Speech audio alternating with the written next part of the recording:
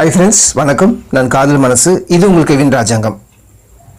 Love பண்ணும்போது அல்லது love பண்ணுற அந்த ஸ்டார்டிங்கில் நம்ம காதலனோ காதலியோ நமக்கு ஒரு கண்டிஷன்ஸ் போடுறாங்கன்னு வச்சுக்கோமே. இந்த கண்டிஷன்ஸ் எதற்காக போடுறாங்க? நம்ம மேலே இருக்கிற அக்கறையாலா, இல்லை நம்ம அவங்க பக்கம் அவங்களுக்காக மட்டுமே இருக்கணும் அப்படிங்கிற ஒரு விஷயத்துக்காகவா? அவங்க நமக்கானவர்கள், நமக்கு சொந்தமாக இருக்கணும், மற்றவங்களோட பேசிடக்கூடாது, பழகிடக்கூடாது அப்படின்னு ஒரு பக்கம் நினைப்பது சரிதான்.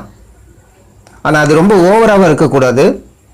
அதே மாதிரி உண்மையை காதலிக்கிறவர்கள் இந்த கண்டிஷன்ஸ், கட்டளைகள் இதெல்லாம் கண்டிப்பாக போட மாட்டாங்க. அது ஒரு சுதந்திர பறவை மாதிரி. உண்மையான காதல் அப்படிங்கிறது எங்கே வேணாலும் சுற்றி திரியலாம் மனம். ஆனால் ஒருவர் கூட மட்டுமே இருக்கும், ஒருவருக்காக மட்டுமே வாழும். ஆனால் இந்த ஃபேக்காக வரவங்க தான் இந்த மாதிரி கண்டிஷன்ஸ் போடுவாங்க. அந்த பொண்ணுக்கிட்ட பேசாத, இந்த பையன்கிட்ட பேசாத, அவங்களோட பழகாத, இத்தனை மணிக்கு தூங்காத, இத்தனை மணிக்கு ஆன்லைனில் இருக்காத அப்படிங்கிற பல கண்டிஷன்ஸ். இது எல்லாமே ஏன் போடுறாங்க? அதை பற்றி தான் பேச போகிறோம். அதுக்கு முன்னாடி இந்த வீடியோ புதுசாக பார்க்குற விவராக இருந்தீங்கன்னா நம்ம சேனலை சப்ஸ்கிரைப் பண்ணுங்கள், மற்ற ஃப்ரெண்ட்ஸுக்கும் ஷேர் பண்ணிட்டு பாருங்கள், பெட்டராக இருக்கும்.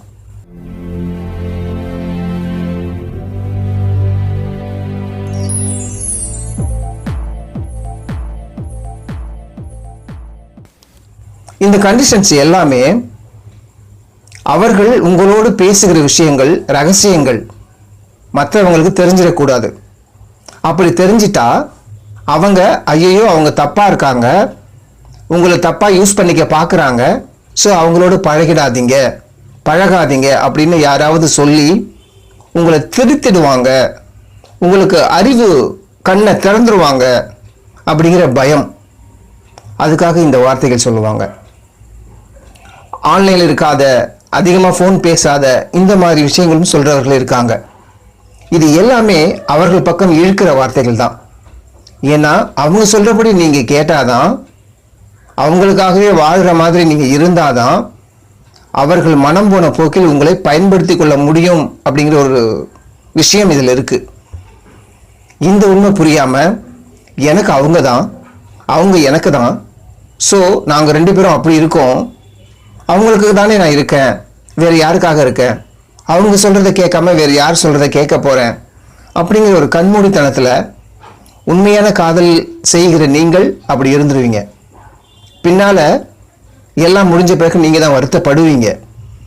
ஸோ அதனால் இந்த மாதிரி கண்டிஷன்ஸ் போடுறவங்க, காதலில் உங்களை பிடிச்சி இழுத்து கட்டி ஒரே இடத்துல வச்சுக்கணும் அப்படின்னு நினைக்கிறவங்க, உங்களை பயன்படுத்தி கொள்ள வந்தவர்கள் அப்படிங்கிறத நீங்கள் அதே மாதிரி உங்களை பயன்படுத்தி கொள்ளும் வரை நீங்கள் இன்னொருத்தரோடையும் போயிடக்கூடாது, பேசிடக்கூடாது. உங்களை மயக்கி பேசி அவங்க பக்கம் இழுத்துட்டாங்க அப்படின்னா இவங்களுக்கு நீங்கள் கிடைக்காம போயிடுவீங்க. அதற்காகவும் நீங்கள் அடுத்தவங்களோட பேசக்கூடாது, பழகக்கூடாது. இப்படி சின்ன சின்ன விஷயங்களில் நிறைய அவர்களுடைய சுயநலம் இருக்குது. இந்த சின்ன சின்ன விஷயங்களில் அவங்க உங்களை பயன்படுத்திக்கணும் அப்படிங்கிற நோக்கமும் இருக்குது. இதை நீங்கள் புரிஞ்சுக்கிட்டாதான் ஒருத்தருக்கு ஒருத்தர் காதலிக்கும் போது எதை நம்பணும், எதை நம்பக்கூடாது அப்படிங்கிற ஒரு விஷயம் உங்களுக்கு புரிய வரும். சில பேர் சொல்லுவாங்க, அவங்களுடைய உண்மையான காதலை புரிஞ்சுக்கணும் அப்படின்னா அவங்க இந்த மாதிரி கண்டிஷன்ஸ் போடுறது ரொம்ப பேருக்கு பிடிக்கும். அடடா, அவங்க நமக்காக மட்டுமே இருக்காங்க, நம்மளை மட்டுமே கண்டிஷன்ஸ் போடுறாங்க, அதை நம்ம கேட்கணும் அப்படின்னு உள்ளுக்குள்ளேயே ஒரு சந்தோஷம். அவங்க இன்னும் நம்மளை கேட்கணும், நம்மளை கண்டிக்கணும், நம்மளை அதிகாரம் பண்ணணும், நம்மை ஆளணும் அப்படிங்கிற மாதிரி நினைப்பீங்க. இது உண்மையான காதல் அப்படி நடந்தால் சந்தோஷம், ஏற்றுக்கொள்ளலாம். ஆனால் இங்கே நடக்கிறது எல்லாமே ஒருத்தருடைய சுயநலத்துக்காக நடக்குது. உங்களை யூஸ் பண்ணிக்கணும் அப்படிங்கிறதுக்காக நடத்துகிறாங்க. அதையெல்லாம் நீங்கள் புரிஞ்சுக்கணும் அப்படிங்கிறது தான் இந்த வீடியோ இன்னைக்கு சொல்லுகிற ஒரு விஷயம். வீடியோ பிடிச்சிருந்தா லைக் பண்ணுங்கள், ஃப்ரெண்ட்ஸுக்கு தேவைப்படும் ஷேர் பண்ணுங்கள். இதே மாதிரி வீடியோக்கள் தொடர்ந்து வரணும்னா நம்ம சேனலை சப்ஸ்கிரைப் பண்ணுங்கள். நன்றி, வணக்கம்.